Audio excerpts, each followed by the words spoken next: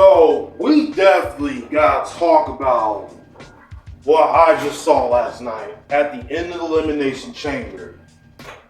When John Cena went the Elimination Chamber, Cody Rhodes came out alongside, well, not alongside, but Travis Scott came out and The Rock came out. And the crazy thing is, everything just came to everything that I had never even thought of. John Cena finally turns heel, y'all. Yes, John Cena is now officially a heel now. And that is the type of things that everybody's been waiting to see John Cena do for a very long time. He's been a babyface for way too long.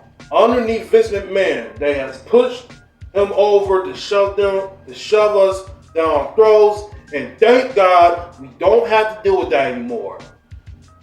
With that ending though, we definitely got to talk about, especially by the end of this video, man, because that ending, when John Cena turned heel, I thought that was like one of the best heel turns that I've ever seen from John Cena from last night when he turned on Cody Rhodes. But we are going to get into everything, all the matches. We're going to get through all of that. And before we get into this video, before we get into this Elimination Chamber, if you have not already yet, please go ahead and subscribe to the channel. If you have not already yet, follow me on social media, my Instagram, Snapchat, and turn on notifications because I will be posting every single week. So, any further ado, let's get straight into this Elimination Chamber review. Alright. So, the match starts. Well, the first match is the Women's Chamber match. You got Bianca Belair, Alexa Bliss, Bayley, Liv Morgan, Naomi, and Roxanne Perez. I thought these women did so excellent here in this Elimination Chamber match. With the new member of the main roster, Roxanne Perez, I thought she did great here. I really thought she did great. Everybody just did great in this match. And I knew that Bianca was going to be the one that's going to win the chamber and go on to WrestleMania and fight Rhea Ripley. So, before the match even started, right? Before everybody got into the chamber, in the pods, who was the first people? Okay. So, Liv Morgan and Naomi started first. Before the match even started, though, Jade Cargill comes out. She comes out to the ring with so much malevolent anger towards her for the one who attacked her. And she got inside the chamber, and she was about to attack Liv Morgan, and she pulled a swerve and attacks Naomi, thinking that she was the one that she attacked Jade. Like, Jade, she beat the living hell out of Naomi. And Bianca is like in the pod, like watching as all of this happen with Jade Cargill attacking Naomi. And Bianca is just standing inside the pod in disbelief. Like, there was nothing that she could actually do but watch. She was like, no, what are you doing? Stop, Jay. What are you doing? Why are you attacking Naomi? That's my best friend. Like, Bianca, I could tell that she was in devastating belief. There was nothing that she could do to stop Jay. And what Jay did here, like, Naomi was done for, and the match hadn't even started.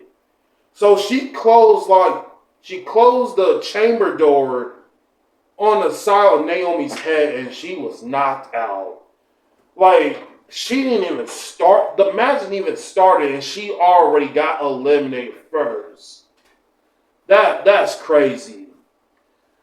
But towards like the end, there was definitely some great highlights in this match that I did enjoy.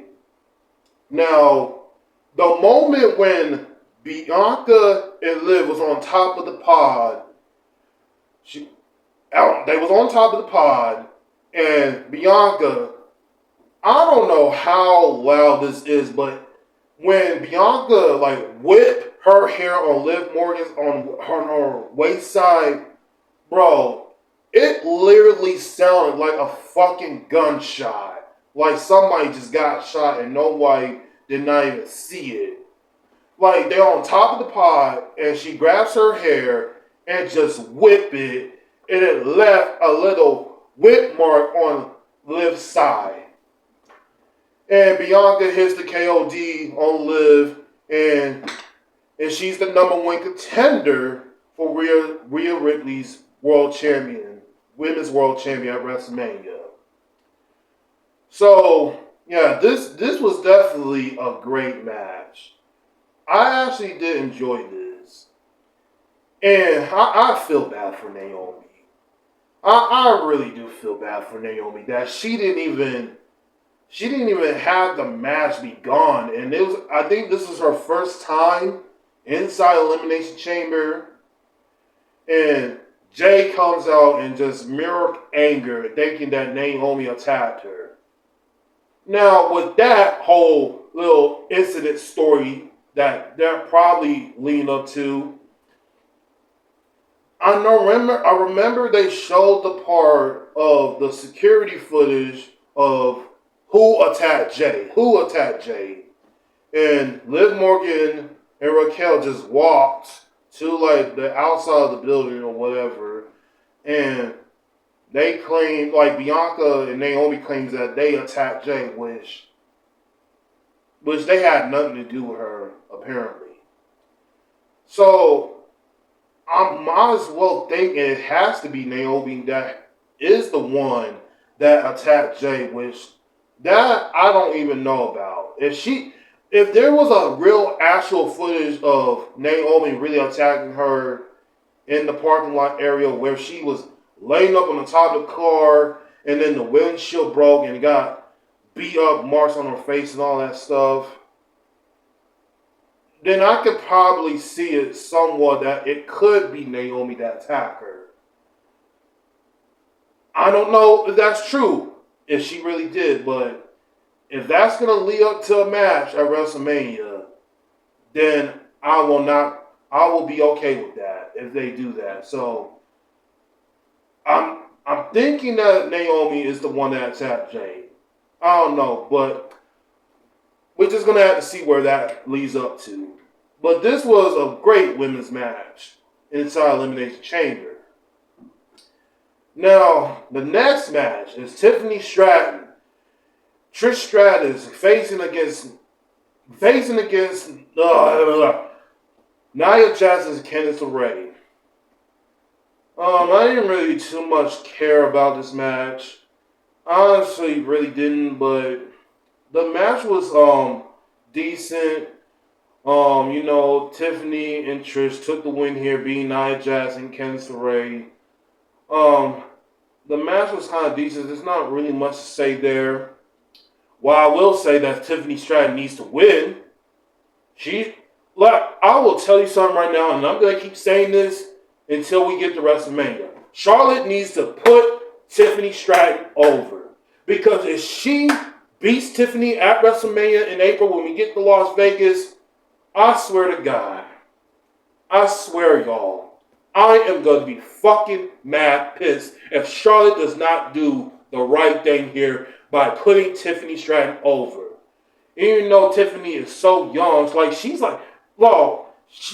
her and the other people like Braun Breaker, they are literally like the same age as I am. I'm literally 26, so as Braun Breaker. Tiffany and Braun, they are literally like the same age as me. Because I'm 26. Which Tiffany is young, she's still a rookie. But so far right now, her time reign has not been leading up to anything other than her match against leading up to Charlotte Flair at WrestleMania. Charlotte Flair, as much I hate her so much that the fact that people are claiming that she is going to beat Tiffany, which I do not want her to beat her. Charlotte needs to do the right thing and put Tiffany Stratton over at WrestleMania. Period. So the next match, Kevin Owens versus Sami Zayn in an unsanctioned match. Oh, man. Now, this match, in the unsanctioned match, I thought there was going to be some blood here. If this was going to be an unsanctioned match, then this match need to have blood in it. Otherwise, they could at least do this. They could at least call this Toronto Street Fight. Well, that would be even better. Now, unsanctioned match, I mean, the lights was like zoned out. I mean, it was a little bit light, but they turned down the lights a little bit. Because I thought this was probably going to be the main event, because even though they're in their home country of Canada. But they definitely had an awesome match. Kevin Owens and Sami Zayn, former buddies, they have massive matches back in Ring of Honor to WWE. You know, people's probably going to get tired of these two having a match together.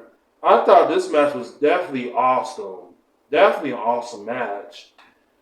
And there was definitely some cool spots that I did enjoy, that when Sami went under the ring and pulled out a chair. He didn't just pull out a chair. He had a chair that was wrapped around in barbed wire. And one cool spot I did like, that Sami Zayn hit not the power bomb, but the Blue Thunder Bomb on the chair barbed wire, which that was brutal. And then Kevin Owens and Sami are outside. Kevin hits the apron powerbomb on Sami twice. He did it twice on Sami. And he removes the safe padding that was on the outside of the ring. The solid steel pad. Well, it was solid floor. And what Kevin was trying to do was, he was going to hit the package power driver on Sami. And here comes the return of Randy Orton. Randy Orton went in there, and Randy Orton had like the biggest pops, because Randy Orton got the biggest pop last night, of course. So Randy got into the ring and attacked Kevin, and then security started breaking them two up, and then Randy hits the RKO on Kevin. He had a chair in his hand. And was about to, and I think that Randy was going to do a concerto, but Randy just fuck the chair. I put him down.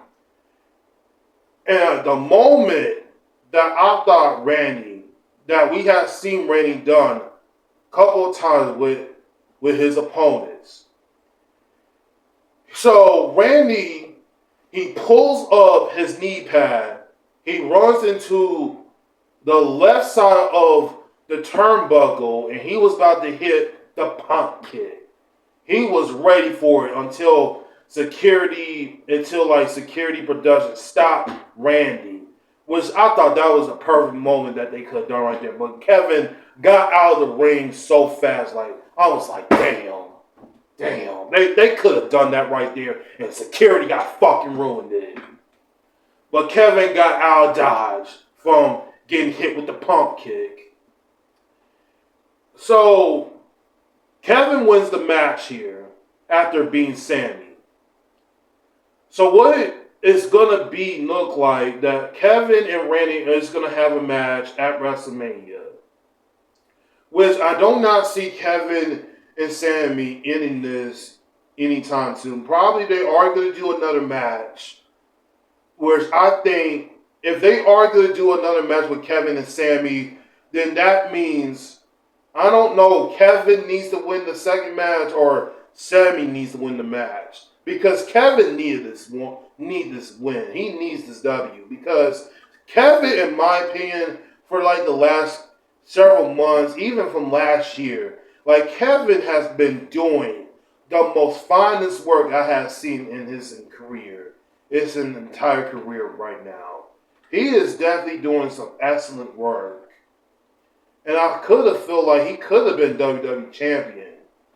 But we all know that Kevin was not going to win by beating Cody from last December at Saturday Night Main Event. Even though I will like it, he will have, Kevin will have won the WWE title, and he will just hold it for about like a week or so, and then he will just drop it right back to Cody on the episode of SmackDown, which that it's not going to hurt Cody's. It's not going to really hurt Cody in a ridiculous way, but you could have had him, have Kevin hold the title for a week and just drop it right back to Cody on an episode of SmackDown. So yeah, man, I feel like that should be where Kevin should be at right now, but we all know that Kevin was not going to beat Kevin with Cody. I don't know why I keep getting Cody and Kevin mixed up. We all know that Kevin was not going to beat Cody for the WWE title. But I don't know if they're going to do a second match, which I'm thinking that they will. For Sami, though, there is a lot of predictions that he could have been at WrestleMania. So I don't even know where Sami fits on WrestleMania card somewhere. People are saying that he probably may fight Karrion Kross, which I guess. But I don't know. I'm going to have to see about that. But it was cool to see Randy Orton came back and getting his revenge on Kevin Owens after he did the old school pile driver on him that's been out action for a few months. Well, I'm glad that he got his revenge on Kevin Owens. That's what I love to see right there. When you took me out action for months and months, now things are going to get personal for me and you now because you did something that I absolutely did not like. And Randy did exactly just that, and I enjoyed every single thing of it. So overall, this was definitely a good match, a great match. And I wish there was blood in this match, and they was going to call this unsation. Otherwise, they would have just did a Toronto street fight. That's just me. In the main event, the men's elimination chamber match, you got John Cena, CM Punk, Damian Priest, Drew McIntyre, Logan Paul, and Seth Rollins.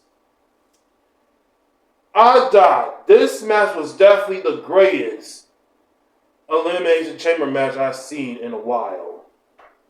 You got former world champions battling at each other through the end, from the end. John Cena, CM Punk. You got Drew and Damian Priest. Now this match was kind of like a sorry. So this match was kind of like matches that they're starting to do at WrestleMania. This is literally what this match was all about.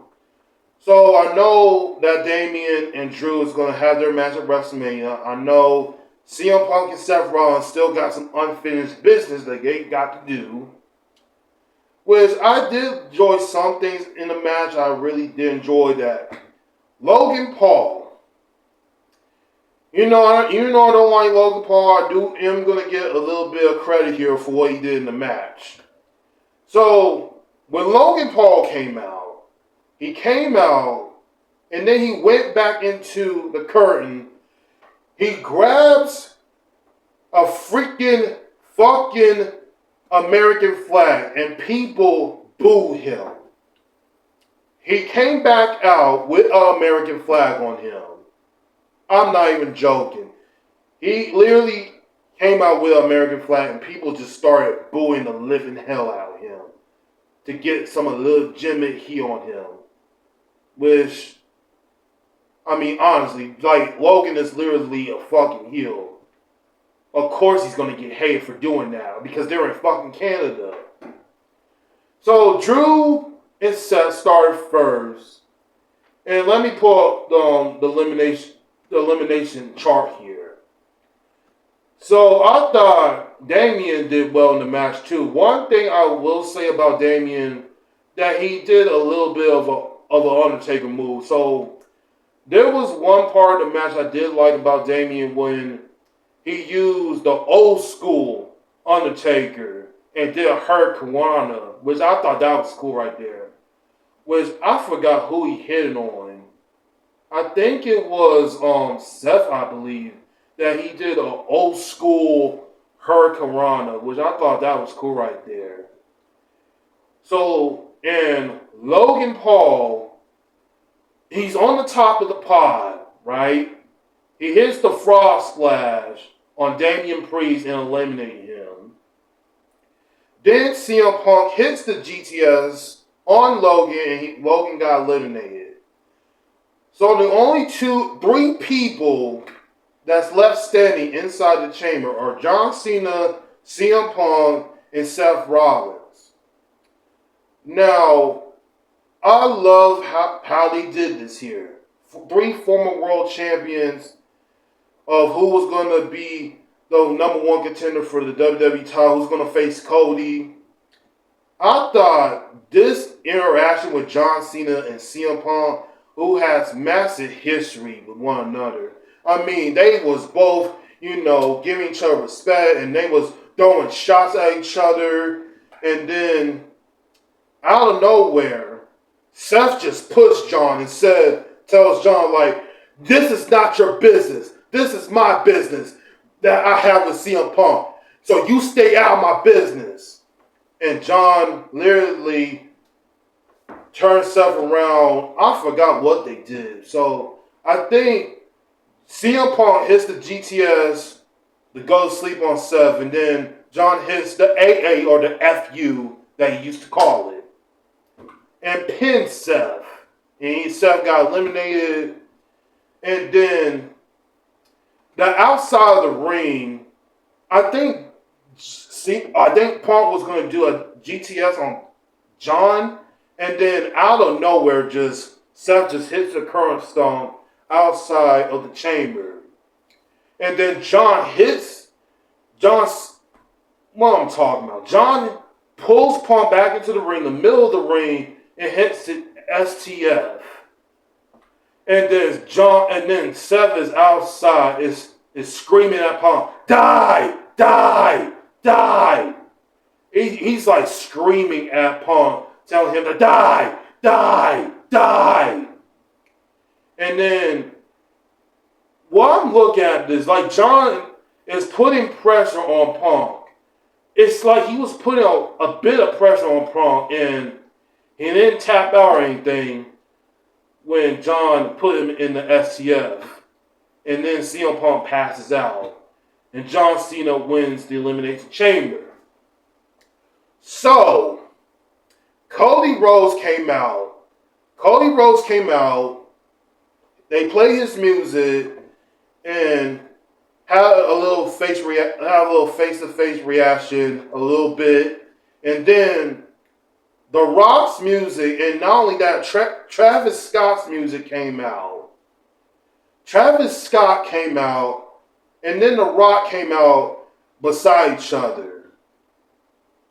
So, after the Men's Chamber match was over, here's when we get Cody Rhodes and The Rock giving The Rock his decision on what he wants to be his corporate champion. Now, this is the part that everybody's been waiting on.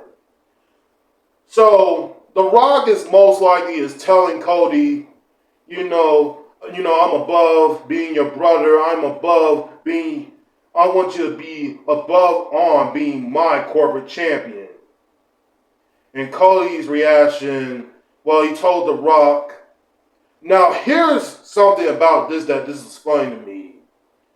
You know, he don't want to, I'm above and beyond giving your soul. I'm above taking your championship. Everything. I want you, Cody, to be my corporate champion. And Cody, that I would never expect for Cody to do what he did last night. He told The Rock straight in his face that he sells his soul to the people at home and the people that is here live. And he told The Rock straight to his face. He told The Rock, you can fuck yourself. You can fuck yourself. And that's what Cody did right there. Now, when Cody did that, when he said that, bro, I was shocked, but also I was laughing at the same time. Because I did not expect for Cody to just came out and said, Rock, go fuck yourself on live TV. And it was uncensored.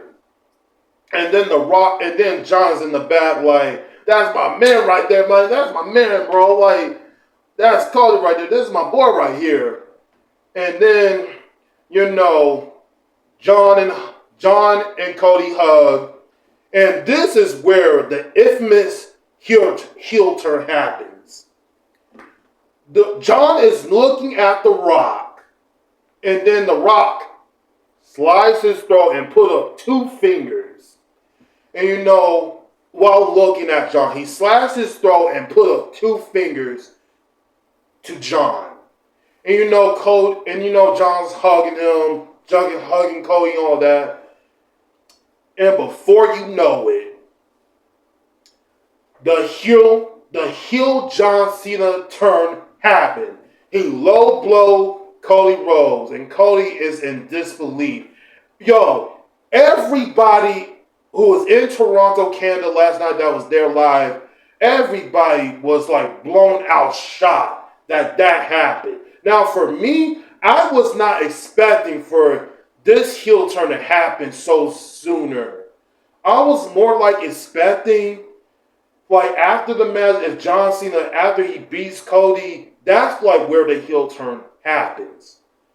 But this just happened out of a matter of seconds. John Cena just took Cody's Rolex. At first, I thought it was brass knuckles, but Cody just, like, John just strikes Cody. And John is just pounding down Cody. And he picked up the championship, waiting for Cody to get up. And then he bashed him in the face with the championship. And Cody is laying there on the mat, just bleeding decisively.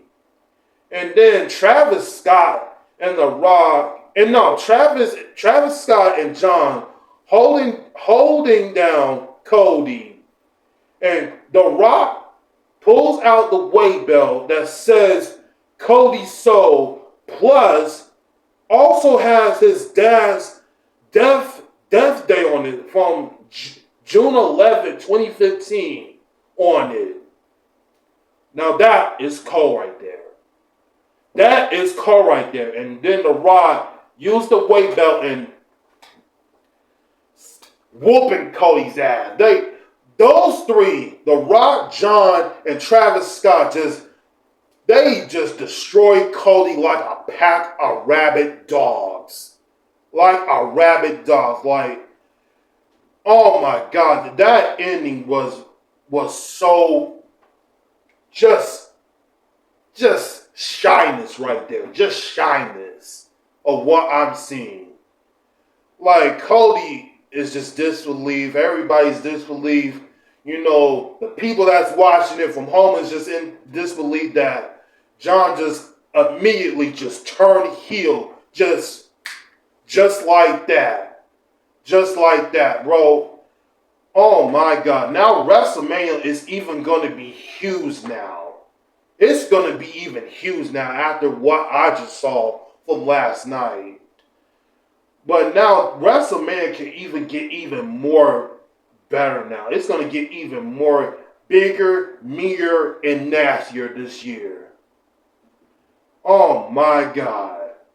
I really cannot believe for so long that people wanted John Cena to turn heel.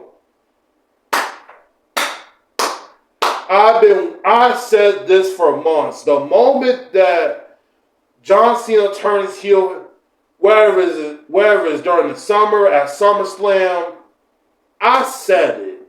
John Cena needs to have a different character. And now, John Cena is going to be The Rock's corporate champion now. Now, since John Cena won, I don't even know if he's going to beat Cody. If he's a part-time champion. If he's going to be a part-timer. Which he's already is. No, I'm not the biggest fan of part-time champions, but I don't think you can have John win here in his final run. I mean, you can literally have a huge heel run for John final farewell tour. I mean, you can have John win here. Win his 17th World Championship at WrestleMania. But I don't know what you do afterwards. And that's the thing people should be thinking of here. After WrestleMania, after John Cena beats Cody for the WWE Championship, what is John Cena going to do now, since now he's a full-blown heel now? I want to ask y'all, what is John Cena going to do at WrestleMania? Like, not at WrestleMania, after WrestleMania, when he wins the WWE title from Cody Rhodes. What do y'all think? What are y'all thoughts about that? Oh my gosh. I don't know about that. But we're going to have to see from Raw and SmackDown this week to see where things are going to take the place here. With all of this, with that ending being said and done now. Oh my God. I thought this pay-per-view was definitely a 9 out of 10 pay-per-view.